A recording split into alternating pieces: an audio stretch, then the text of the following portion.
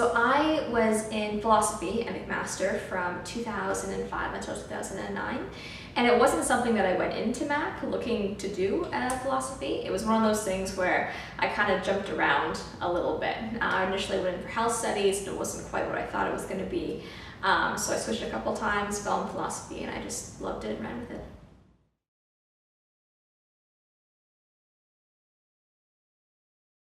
I was doing the campus tours, like everyone does in grade 12, and I went to see pretty much everything in the GTA, and I wasn't really feeling it, I guess, but then as soon as I literally got on that campus with my dad for, I guess, welcome day or whatnot, I just kind of knew. You want to get that feeling. So I knew that I was a good fit here. I knew that, this just seemed like the right atmosphere for me, which was great. And also the fact that it kind of resembled Hogwarts, that kind of helped, given I'm a huge Harry Potter fan.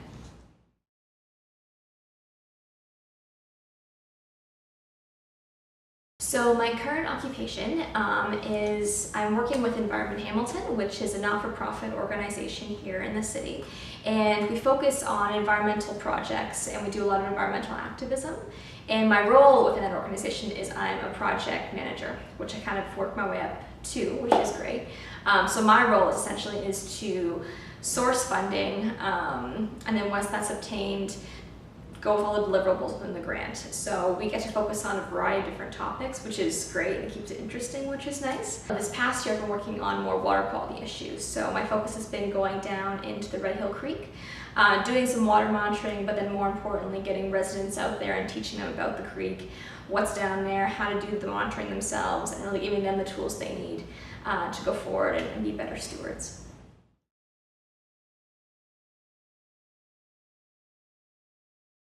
So a typical workday for me, it kind of varies. It really depends on the project that I'm working on.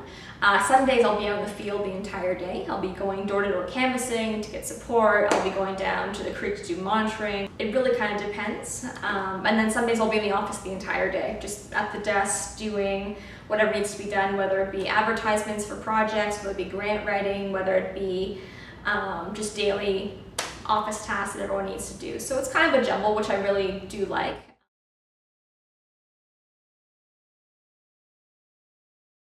When I went to McMaster for Humanities, I did gain a lot of valuable skills that I think helped me in my job search. Typically when people think of philosophy, they don't really think of, oh, well, that's teachable, that's this, that's, immediately applicable to everyday things. But I think a lot of the skills I gathered really were. And my advice is when you get a humanities degree, don't downplay it on your resume. Really make sure you identify what skills you learned. And I gained a lot of skills in terms of essay writing. I could have written a mean essay by this point. I also gained a lot of critical thinking, because that's really what philosophy was thinking for yourself and not just regurgitating information constantly. So that skill's been extremely helpful in what I've been doing recently.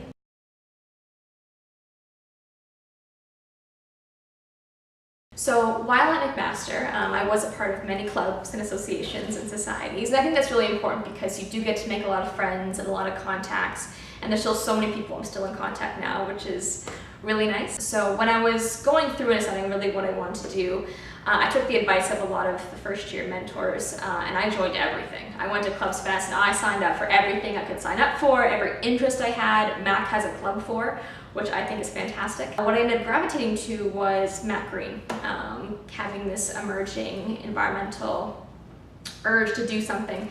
So I started off as just a volunteer, and the next year I applied for the events coordinator position, which I got. And so I spent the year just organizing environmental events, which I feel is one of my favorite things to do. I love to party plan and plan events, so that was really a niche for me.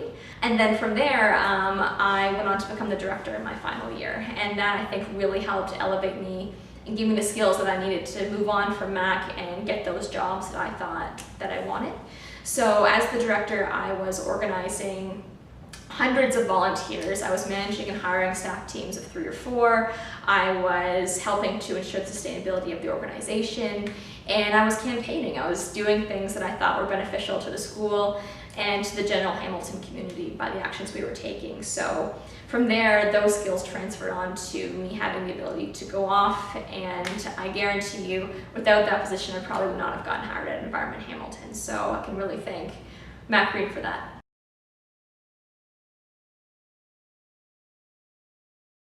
There's lots of ways students can prepare for this type of career. The way I prepared for it was I got as much experience as I possibly could out of the classroom. While it's really great to have that experience in the classroom, I felt for me, given my focus is more environmental education and communication, I felt I should be out there educating, communicating, and getting those skills built up. I would recommend that if you are looking in this line of work, I think that is the right way to go in terms of still getting out there. And that's not to discount anything you can learn in the classroom. I think that's still very important, especially if you want to be more specific in your environmental focus. For instance, if you're going in to be working just on water quality issues, obviously you're going to go for more the technician side of things, so you're going to need that in classroom experience. But if you're looking to kind of get into that nonprofit sector, getting out to the community, I would say start getting out there. I think that's probably the best thing you could probably do, and starting here on campus is a great way to begin.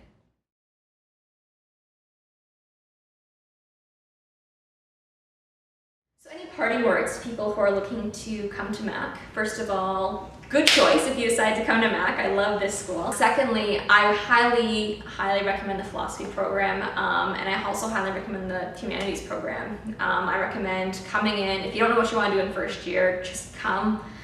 There'll be something that you'll like. Take a lot of courses in first year. That's what I did. In first year, I took some of everything, and that's how I landed on philosophy through trial and error. See what you like, go for it, and then see if you can meet as many new people as possible and join as much stuff as possible. If you're going to be here on campus, definitely, if you can afford it, go into residence. That's how you meet so many new people and friends that way. Join societies, join what interests you, find out what interests you, try new things.